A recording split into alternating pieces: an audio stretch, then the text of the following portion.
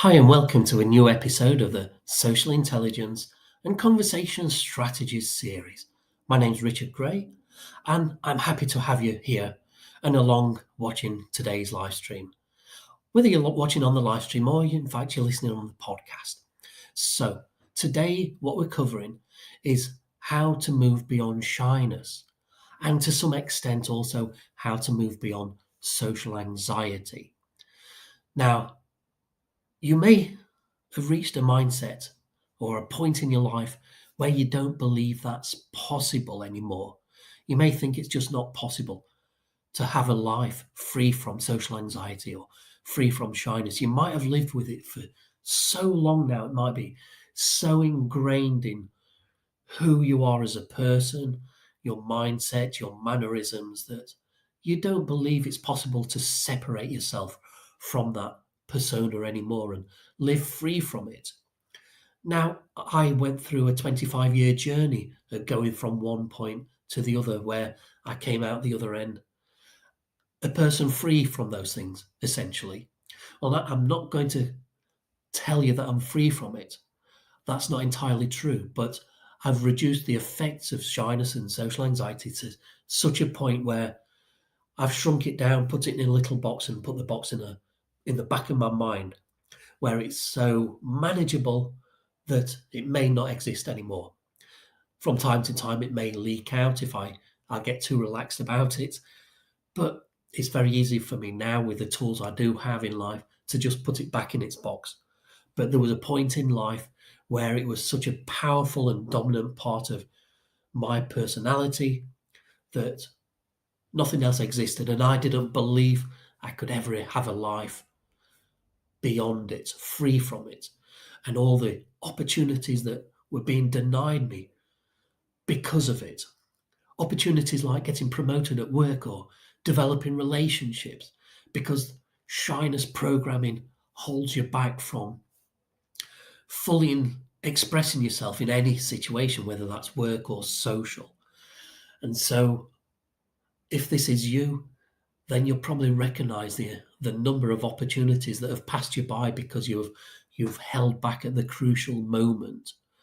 So hopefully by the end of this live stream, you're going to understand that there is a way to move beyond this, or at the very least to shrink the shyness down to a point where it is manageable and you can put it aside if you need to be a more outgoing, extroverted person in a particular situation. And I'm going to show you how this is possible through a formula called the PPF formula, which I developed for my mental health master plan program, which you can find on lifeconfident.com, by the way. And you can find other information there as well if you want to go looking for it. Um, if this episode, if this topic um, affects you personally at a deeper level, and you really do want to explore all the options for moving forward with some of the strategies or the mindset that I'm going to be discussing. So, the PPF formula, what is it? Past, present, future. And this is going to be relevant as well. It's going to be very easy to understand in the context of a yo-yo dieter. So if that's been you as well, you're going to recognize it there as well. If you've had the weight and you've taken it off, but then you've rebounded and put it all back on, the PPF formula is going to make it very clear why this is happening. And you may already know. So with what I'm saying in this episode, it may just confirm or reaffirm in your own mind what's going wrong and what you need to do differently. So, with that said, let's move forward. What is the past? The past is where your shyness develops, or your social anxiety that develops out of the shyness from whatever your history is, whether it's been bad role models, bad messaging, whatever has happened in your history. Some people say that you're born with shyness, some people say that it's developed. That's not a conversation we're getting into today. Whether you believe that you're born with shyness or whether you feel that you developed it later on, it doesn't matter. You can still shrink down the effects of it and manage it. as I illustrated earlier. And I'm going to show you how this formula works through the method of a anecdote. So we start off with shyness in the past, and this is where it develops through your past, then moving forward into your present, where you would like to develop confidence and social skills. And this is where most people start. When you've got shyness and you want to get rid of shyness, most people will start in the present. They'll try building up confidence, maybe through exposure therapy. Everyone says, just get out there and talk more, right? Exposure therapy. Wrong. And I'm going to explain why that's wrong. And then moving into the future, where you actually employ your social skills, where you employ and use your confidence in social situations. But because people start most often in the present, they try to develop confidence, or if you're a dieter, you try to lose weight by using conscious minded strategies. In other words, willpower. You say, well, I'm not going to eat that food because it's bad. It's loaded with calories. I'm going to eat this food because it's good. And it's going to help me in my goal of losing weight. Or if you want to develop social skills, you say, well, right, I'm going to put myself out there, put myself in situations more. I'm going to read a book, learn some confidence strategies, some social skills strategies, and I'm going to go into conversations and I'm going to employ those strategies. And then I'm going to move into the bright new future as a confident, socially skilled person. That's not how it works. If you start in the present, stage 2, and you try to skip addressing stage 1, and at some point your willpower runs out and the shyness comes and overwhelms you, it reclaims you. And you'll see that in the yo-yo effect of being a dieter.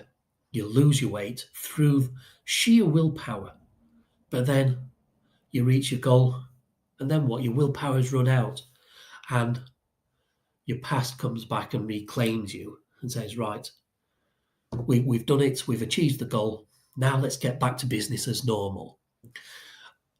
And this is happening because you've not dealt with that past first. Now you could also have the opposite approach. You might deal with the past, you might deal with your shyness or your issues surrounding why you're putting on weight in the first place. You might deal with that. You might go to a therapist and take care of all that. But then you get to the present and you don't do anything to develop confidence strategies or new habits, new healthy habits. And so you have a void in your mind. You've removed the shyness or the negative programming that was sitting in your subconscious mind controlling your life. You've managed to erase it through whatever therapy system you've used, whether it's CBT, NLP, timeline therapy, hypnotherapy. There's multiple therapy systems, eye movement therapy system. There's plenty of them that you can research and try out and find which one suits you best. But let's say you've used it on your past and you've really dealt with the past, but you've not you've removed it from your mind. So now you've got a void in your mind where those programs used to be, and those programs are default actions that you used to go to in a certain situation. But now you've removed that strategy from your mind, but you've not put new strategies in place. So you've got an empty mind and you don't know what to do. You don't know how to react or act confidently in a social situation because you've not developed your social skills or your confidence skills. You've not done anything to replace the shyness. So what's going to fill the void if you're not going to fill it with confidence and social skills? The shyness or social anxiety or whatever is going to come back and fill the void again. It's like if you take a rundown house with old 1970s furniture. The furniture is your shyness programming from the past, and you decide you want to refurbish your house, so you throw out all the furniture. And then you think, right, I've now got a clean palette, an empty canvas to work with. But then you think, well, that was hard work. Let me sit back and relax a bit. And now you've got nowhere to sit in your house with because you've thrown out all the old furniture and you've not bought any new confidence furniture to put in there. So what do you do? Where do you sit? You've got your old furniture sitting out in the garden, so you temporarily you bring it back in to sit back down on. And what you're doing is filling your mind back up with those old programming that you'd worked on in the first place with your therapist or however you'd done it. So you have to address all three stages: the past, present, and future. And the future is where you develop the social skills. So you develop a confidence platform in the present, and then you build your social skills on top of that platform so that you can use them in the future. Now, let me illustrate what happens when you don't follow the correct order here. So, back in the past, in my 20s, this would be in the 1990s, I was asked to be the best man at a wedding. Now, normally that is something that I would run a million miles from. The idea of speaking in front of a crowd of people that I didn't know, there's just no upside to that. My mind is going to go blank. I'm going to forget my speech. I'm going to go red with blushing and I'm going to start shaking and I'm just going to be standing there like that in front of a crowd of strangers with nothing to say. And that's my worst nightmare. So that would be what was going through my mind at the time if somebody asked me to do that or to give a speech on stage or a presentation in any context. That's not the case anymore. If somebody asked me to do something like that, I run towards the opportunity. But back then, the only reason I said yes to that invite and to give that best man speech was because a few months earlier, I discovered memory techniques, a memory techniques program. Now, this was an expensive program. It would get delivered to me in installments over a period of 1 year. So I'd only had a couple of installments when I got asked to be this best man. But the effect of this program was to give me confidence. Because back in school, I was not academic, so I failed school badly. I left school with barely any qualifications. I was a square plug in a round hole. I didn't fit into the education system. I was not academic, so it was not a good experience for me, and I didn't come away with really much knowledge or skills or confidence from the education system. And it wasn't until 10 years later when I discovered this memory techniques program, and it gave me all this excitement and the possibilities that I could overcome my blank mind, my mind that was going blank in social situations through anxiety. I thought with these memory techniques, that will no longer be a problem. I just use my techniques to open my mind back up or to be able to visualize the information in my mind. So when I was asked to be best man, I thought, yeah, let's go for it. Let's do it. I've got my memory techniques. I'm going to craft a brilliant speech and I'm going to use my memory techniques to memorize it. I'm not going to take any written paper in and I'm going to deliver it. I'm going to stand up confidently in front of all those strangers without any notes and I'm going to deliver the best speech they've ever heard and they're going to laugh loud. And at the time, 4 Weddings and a Funeral had previously come out a year or so before, so I had the visualization of Hugh Grant in my mind giving his wedding speech, his charmingly quaint English bumbling speech, but very, very funny at the same time and very connecting with the audience. And so that was how I visualized myself delivering this speech, lots of jokes and anecdotes about the best man, and everyone would laugh at it. That's what I was thinking when I was asked to be that best man and to give that speech. And I thought I can make that happen through these memory techniques. Now, a couple of months later, the moment arrived, and I had this little fledgling confidence in my mind, in my conscious mind, because memory techniques were still quite new to me and I was still learning them.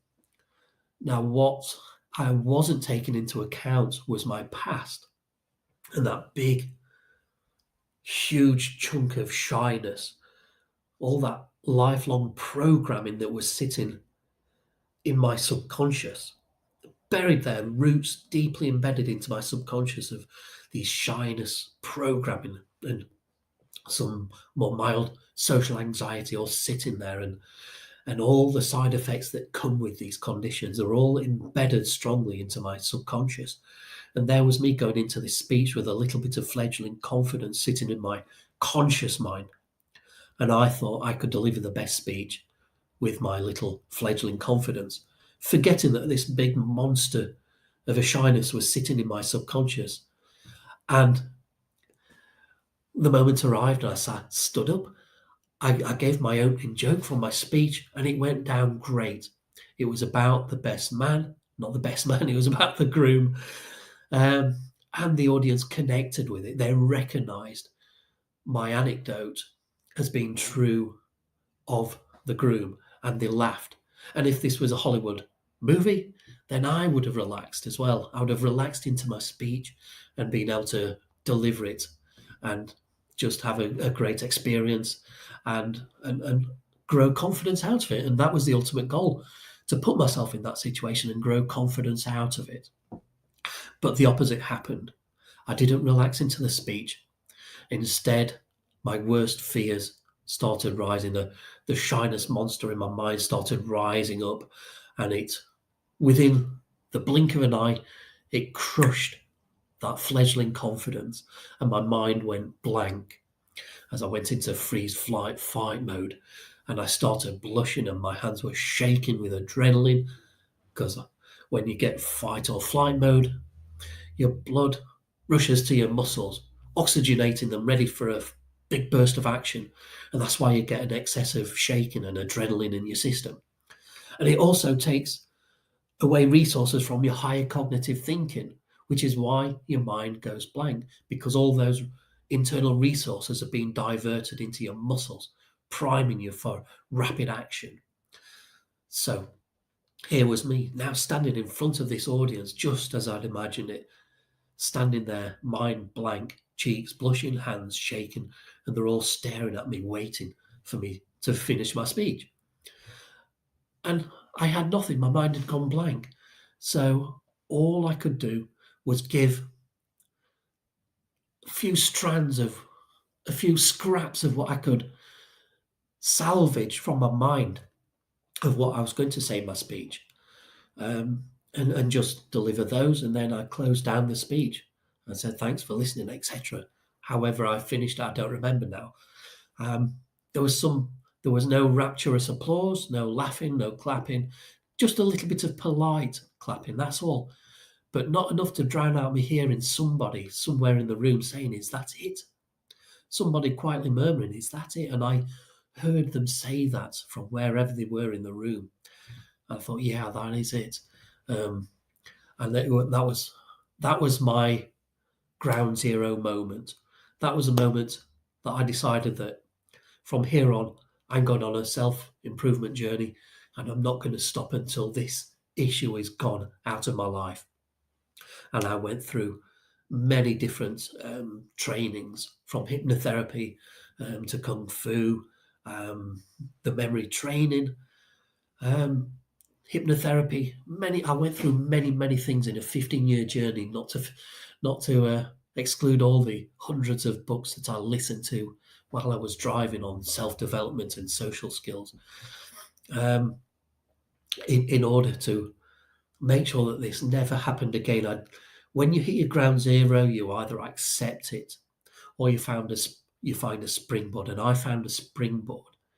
But the reason my memory techniques didn't work was because I jumped in straight at stage 2. I tried to develop my confidence and some social skills straight at stage 2, and I'd not paid any due to the past where the shyness lived. And so when it had come to it, that shyness was still there in the back of my mind, and it just rose up very easily to crush the strategies that I tried to learn at present stage 2. So this is why it's so important to go through 3 stages in sequence. Find a therapy system that works for you, whether it's CBT or NLP or any of the others, eye movement therapy, timeline therapy. There's many different ones. You'll probably find resources on my website to help you. I think there's a free book that I've written that details some different systems. So, shyness, you have to deal with that first before you move into developing confidence and social skills. Because if you do deal with this, but you don't deal with this, then you find you've got a void in the present. And you must fill up the void with confidence strategies before the shyness can rush back into your mind and fill the gap.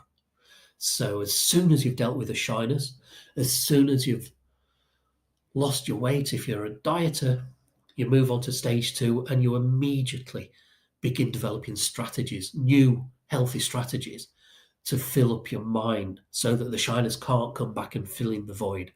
Develop confidence strategies, social skill strategies.